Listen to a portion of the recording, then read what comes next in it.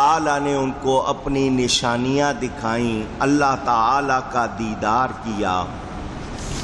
میں نے آج دو تین باتیں ذرا کڑوی کرنی ہیں۔ میرے نبی پاک صلی اللہ علیہ وسلم کو جہنم کا معائنہ بھی کروایا گیا۔ جہنم میں تشریف نہیں لے گئے، اس کے منظر دکھائے گئے۔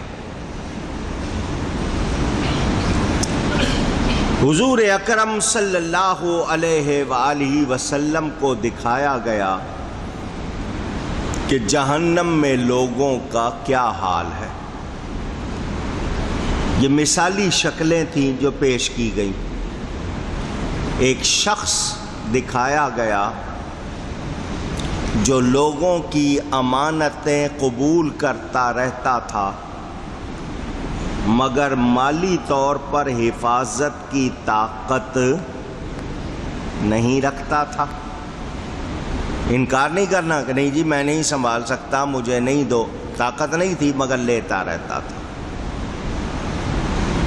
حضور صلی اللہ علیہ وسلم کو دکھایا گیا کہ ایک شخص، اس نے لکڑیوں کا بہت بڑا گٹھر کہہ لیں، گٹھا کہہ لیں،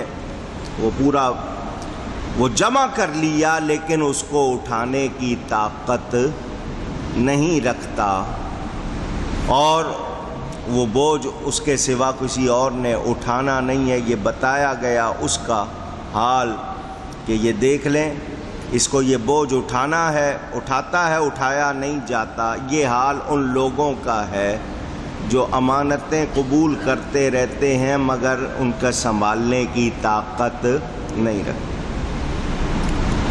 ایک مثالی شکل یہ دکھائی گئی کہ جن کے سروں کو کچل کر ریزہ ریزہ کیا جا رہا تھا۔ فرشتے ان لوگوں کے سر کچلتے تھے، چورا چورا کر دیتے تھے، اللہ پھر ٹھیک کر دیتا تھا۔ فرشتے پھر کچلتے تھے، اللہ پھر ٹھیک کر دیتا تھا، تاکہ سزا بار بار ملتی رہے۔ وہ کچلتے، وہ سر پھر اصلی حالت پر آ جاتا، پھر کچلتے، پھر اصلی حالت پر۔ ان کو مہلت نہیں دی جا رہی تھی۔ بتایا گیا کہ یہ وہ لوگ ہیں جو فرض نمازیں ادا کرنے سے کترایا کرتے تھے۔ یہ ان کا حال۔ حضور اکرم صلی اللہ علیہ وآلہ وسلم کے سامنے ان لوگوں کا حال دکھایا گیا جن پر زکوٰۃ فرض مگر وہ ادا نہیں کرتے۔ ان کی شرم گاہوں پر آگے پیچھے چیتھڑے لٹکے ہوئے تھے، اور وہ اونٹوں اور بکریوں کی طرح چر رہے تھے، جانوروں کی طرح۔ زقوم، یہ بہت ہی زیادہ کڑوا درخت ہے۔ اس کے پتے اور اس کے کانٹے اتنے کڑوے ہیں کہ اس کی کرواہٹ برداشت نہیں ہو سکتی۔ وہ ان کو کھلایا جا رہا تھا۔ چنانچہ قرآن کریم میں اس درخت کا بیان بھی ہے۔ وہی چیتھڑے لپیٹے ہوئے، ان سے اپنی شرم گاہیں چھپائی ہوئی، اور زقوم ان کو کھلایا جا رہا تھا۔ کون ہیں یہ؟ وہ لوگ ہیں کہ ان پر زکوٰۃ صدقہ جو فرض واجب ہوتا تھا ادا نہیں کرتے تھے۔ یہ ان کا حال ہے۔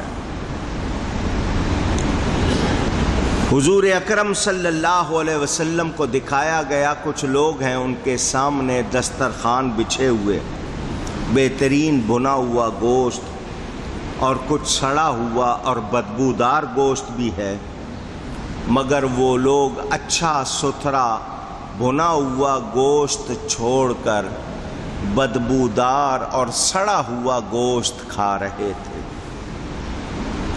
ان کے بارے میں بتایا گیا یہ وہ ہیں جن کے گھروں میں پاک دامن ستھری بیویاں ہیں، مگر یہ ان کو چھوڑ کر حرام کاری کرتے ہیں، یہ ان کا حال ہے۔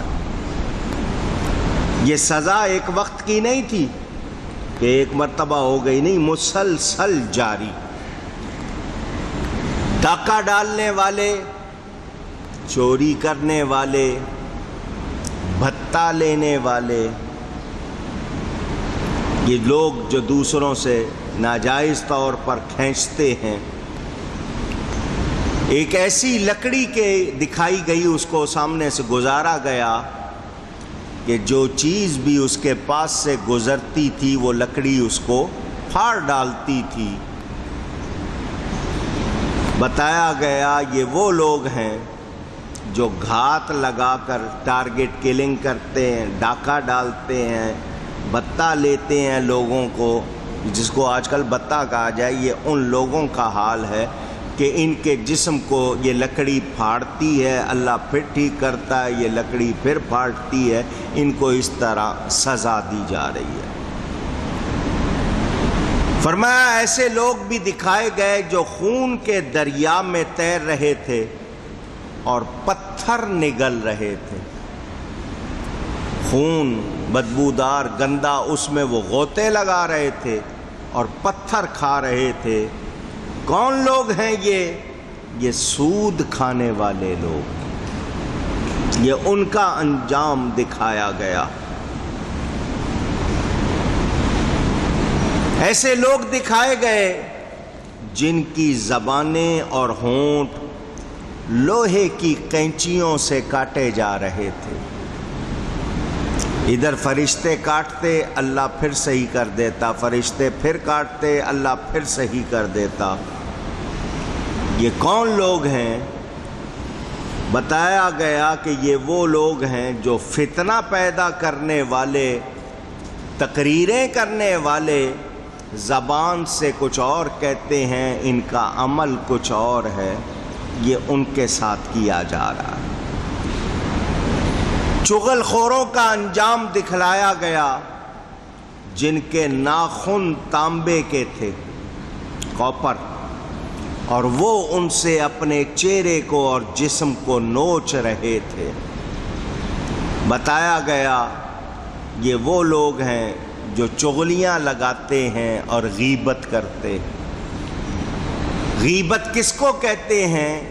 کہ آپ کسی کے سامنے اس کی وہ بات نہ کر سکیں، اس کے غیر موجودی میں پیٹھ پیچھے وہ کریں، سامنے آئے تو نہیں کر سکتے، ہمت نہیں ہے، پیچھے کرتے ہیں۔ اور یہ آج کل کاروبار ہے۔ کون سی محفل اس سے خالی ہے؟ سوچنا چاہیے۔ آوارہ اور وہ لوگ جو مغرور گندی باتیں کرتے ہیں، ان کا انجام دکھایا گیا۔ ایک چھوٹا سا سوراخ تھا، اس میں سے ایک بہت بڑا بیل نکل رہا تھا، وہ پھر اسی سوراخ میں جانا چاہتا ہے مگر نہیں جا پاتا۔ فرمایا یہ وہ ہیں جو محفلیں سجا کے بری باتیں کرتے ہیں، گندی باتیں کرتے ہیں، آوارگی کرتے ہیں۔ میرے دوستوں اور بزرگوں، ذرا سوچیں۔ میں نے صرف 4-5 باتیں ابھی آپ کے سامنے رکھی ہیں۔ مجھے بتائیے، حضور اکرم صلی اللہ علیہ وسلم آ کر مجھے اور آپ کو یہ ساری باتیں سنا رہے، ہم تک مسلسل یہ باتیں دہرائی جا رہی ہیں، کیا میں، کیا دوسرے، سب ہم لوگ ایک کشتی کے سوار ہیں، سن رہے ہیں، پھر بھی ہم اپنے آپ کو بدلتے نہیں۔ تو مجھے اور آپ کو سوچنا چاہیے کہ ہم اگر گناہوں سے توبہ نہیں کریں گے تو ہمارا کیا حال ہوگا۔ ہم لوگ اتنا جانتے ہیں کہ نبی پاک صلی اللہ علیہ وسلم شفاعت فرمائیں گے، اولیاء مدد فرمائیں گے، بلا شبہ وہ شفاعت بھی ہوگی، مدد بھی ہوگی، مگر وہ حدیث بھی یاد رکھنی چاہیے۔ فرمایا میری امت کے لوگ دوزخ میں جائیں گے، بعد میں سزا پوری کر کے حضور کی شفاعت سے نکال لیے جائیں گے، لیکن جانے والا کام ہی کیوں کریں کہ جانا پڑے۔ اور وہاں کی تکلیف کتنی ہے، اللہ کی پناہ، اللہ ہمیں ان سب برائیوں سے محفوظ رکھے، سچی توبہ کی توفیق عطا فرمائے۔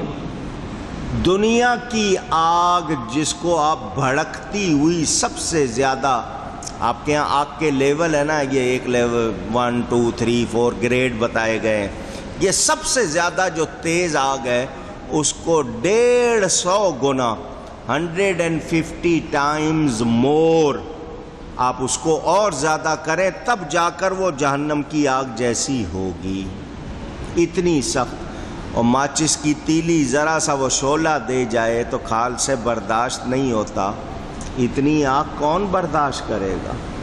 سوچنا چاہیے مجھے اور آپ کو، اپنا حال درست کرنا چاہیے۔ فرمایا کچھ لوگ دیکھے جن کے ہونٹ اونٹوں کے ہونٹوں کی طرح، جتنے موٹے موٹے ہونٹ اونٹ کے ہوتے ہیں ان کے ہونٹ اس طرح کے، اور ان کے ہاتھوں میں پتھروں کے بڑے بڑے انگارے تھے، اتنے بڑے کہ ایک انگارے سے ان کا ہاتھ بھر گیا۔ وہ لوگ ان انگاروں کو اپنے منہ میں ڈالتے تھے اور پھر پاخانے کے راستے وہ نکلتے تھے۔ جبریل نے کہا یہ وہ لوگ ہیں جو زبردستی اور ظلم سے یتیموں کا مال کھاتے تھے۔ اور سنیں، فرمایا کچھ لوگ ایسے دیکھے جن کے پیٹ بہت بڑے تھے، جیسے بڑی بڑی کوٹھریاں ہوتی ہیں، ان کے پیٹوں میں سانپ بھرے ہوئے تھے جو باہر سے نظر آتے تھے۔ حضور اکرم صلی اللہ علیہ وسلم نے فرمایا یہ لوگ اٹھنا چاہتے تو گر پڑتے تھے۔ بتایا گیا یہ وہ لوگ ہیں جو رشوتیں، حرام، سود، وہی ناجائز جس کو آپ بتہ کہہ لیں، زبردستی کا جگہ ٹیکس کہہ لیں، وہ کھانے والے۔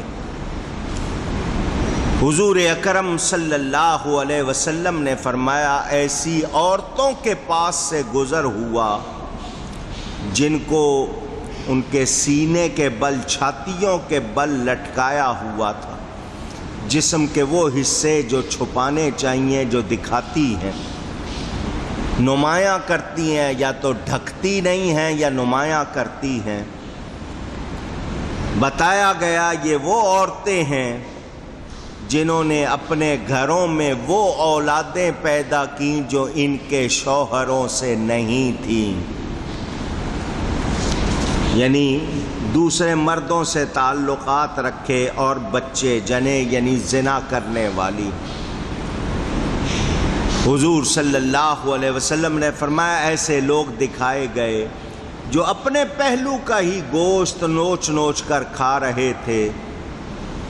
بتایا گیا یہ وہ لوگ ہیں جو ایک دوسرے پر بری آوازیں کستے تھے، فکرے چست کرنا، آوازیں چست کرنا، یہ حضور اکرم صلی اللہ علیہ وسلم بتا رہے ہیں، اور ہمیں ان کے فرمان میں کوئی شبہ نہیں ہے۔ تو سوچنا چاہیے کہ آج ہمارا کیا حال ہوا ہے اور ہم لوگ کس طرح کے ہو گئے ہیں، ہم نے کیا اپنے آپ کو کر لیا ہے۔ حضور اکرم صلی اللہ علیہ وآلہ وسلم نے جنت کی باتیں بھی بتائیں، جہاں برے کاموں سے روکنے، ڈرانے کے لیے ان کا انجام بتایا، مگر یہ بھی بتایا جبریل امین حضور صلی اللہ علیہ وسلم کے ساتھ 7ویں آسمان پر نبی کریم صلی اللہ علیہ وسلم کی ملاقات حضرت ابراہیم علیہ السلام سے ہوئی۔ سیرت شامی میں ہے کہ حضرت ابراہیم نے کہا اپنی امت کو حکم دیجئے کہ جنت میں زیادہ سے زیادہ پودے لگائیں، اپنے امتیوں سے فرمائیے کہ وہ جنت میں پودے لگائیں۔ تو کیسے؟ کہ وہ ایک مرتبہ پڑھیں گے لا حول ولا قوت الا باللہ العلی العظیم، ان کی طرف سے جنت میں پودا لگ جائے گا۔ سبحان اللہ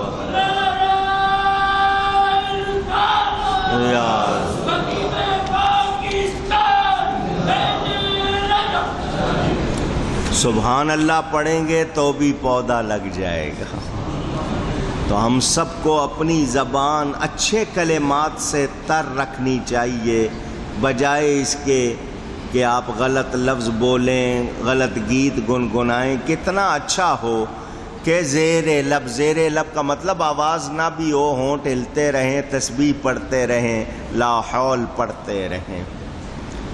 حضور صلی اللہ علیہ وسلم نے فرمایا ایک سنہرے رنگ والی، جس کو آپ کی زبان میں گولڈن گرل کہا جائے، سنہرے رنگ کی لڑکی نے، خوبصورت لڑکی نے میرا استقبال کیا۔ میں نے اس سے پوچھا تم کس کے لیے ہو؟ اس نے کہا میں آپ کے غلام زید ابن حارثہ کے لیے بنائی گئی ہوں۔ یہ حضور نے آ کر اپنے غلاموں کو خوشخبری دی۔ حضور کے غلام جن کو حضور نے منہ بولا بیٹا بنا لیا تھا، پھر ان کو آزاد کر دیا۔ حضور صلی اللہ علیہ وسلم کی پھوپھی ذات سے ان کا نکاح بھی ہوا، تو حضور صلی اللہ علیہ وسلم آ کے بتا رہے ہیں ان کو، یعنی غلاموں کو خوشخبریاں دے رہے ہیں۔ میرے دوستوں اور بزرگوں، نبی کریم صلی اللہ علیہ وسلم نے پھلوں کی بات بتائی۔ جنت میں ایسے پھل ہیں، ایسے پھل نہ کسی کان نے سنے، نہ کسی آنکھ نے دیکھے۔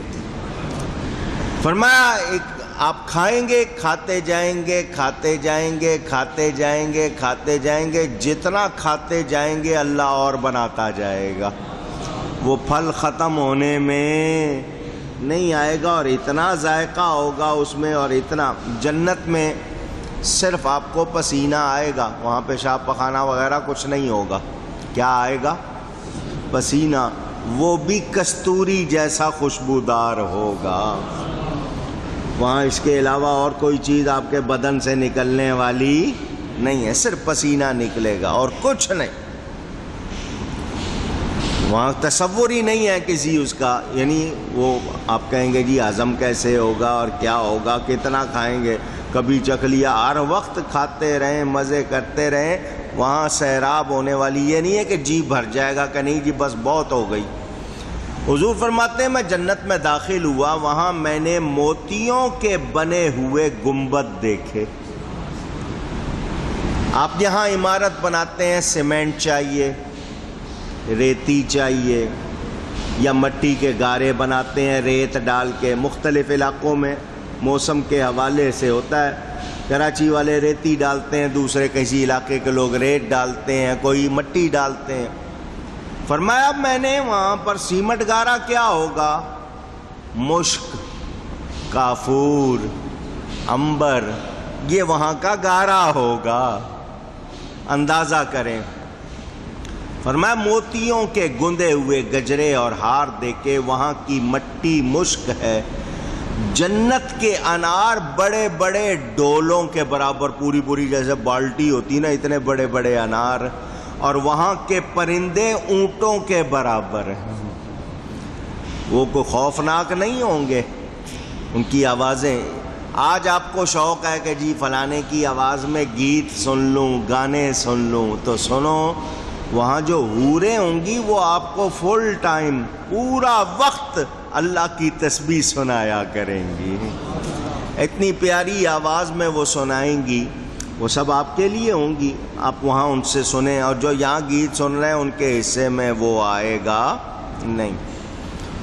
حضور صلی اللہ علیہ وآلہ وسلم نے بتایا کہ کتنے میٹھے پھل ہیں۔ حضور اکرم صلی اللہ علیہ وسلم فرماتے ہیں اگر کوئی کسی شاخ سے پھل توڑ لے گا اللہ اسی وقت دوسرا لگا دے گا، یعنی وہ شاخ خالی نہیں رہے گی کہ وہاں سے ایک پھل کم، جیسے آپ گچھا لیتے ہیں، گچھے میں سے آپ انگور نکال لیے، اتنا حصہ خالی ہو جاتا ہے، آپ نکالتے جائیں گے، اللہ لگاتا جائے گا۔ نعمتوں کا بیان ہوا تو حضور اکرم صلی اللہ علیہ وسلم نے فرمایا جنت میں 4 نہریں ہیں۔ کتنی؟ 4۔ فرمایا وہ نہریں اندرونی یعنی جو آسمانی اور جنت کی ہیں، سدرۃ المنتہا یعنی اس درخت کی جڑ سے نکل کر جنت میں جا رہی ہیں اور وہاں جا کر غائب ہو گئی ہیں، اور 2 نہریں ظاہری اور بیرونی جو اس درخت کی جڑ سے نکل کر ظاہر رہتی ہیں۔ حضور اکرم صلی اللہ علیہ وسلم نے فرمایا بیرونی نہریں، ایک دریائے نیل اور دریائے فرات جو دنیا میں آئی ہیں، ان میں سے ان کا جڑوں سے تعلق ہوا ہے، اور جو وہاں ہیں کوثر اور سلسبیل جو وہاں ہیں ان کے بارے میں یہ بتایا گیا۔ یہ دریائے نیل اور دریائے فرات اٹھا لیے جائیں گے، جیسا کہ کتابوں میں ہے کہ جب یاجوج ماجوج کا وقت آئے گا وہ نکلیں گے تو اللہ تعالی جبریل امین کو بھیجیں گے، وہ دنیا سے کیا کیا لے جائیں گے ذرا یہ بھی سن لو۔ قیامت سے پہلے جو زمین سے چیزیں چلی جائیں گی وہ بھی آپ کو سنا دوں۔ سب سے پہلے قرآن پاک جائے گا، قرآن نہیں رہے گا، زمین پر اٹھا لیا جائے گا۔ علم اٹھا لیا جائے گا، علم نہیں رہے گا۔ حجر اسود اٹھا لیا جائے گا، نہیں رہے گا۔